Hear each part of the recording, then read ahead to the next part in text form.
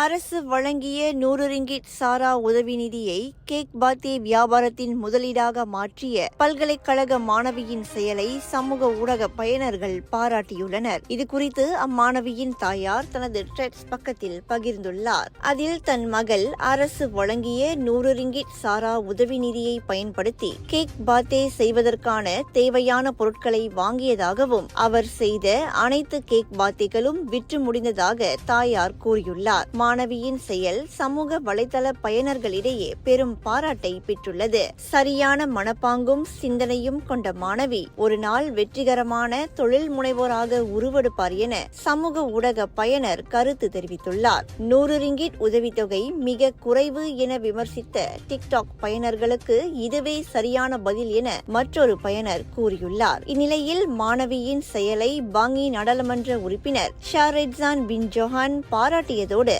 அவரின் கேக் பாத்தே உட்பட இன்னும் பல பலகாரங்களை வாங்கி ஆதரவு தெரிவித்துள்ளார்.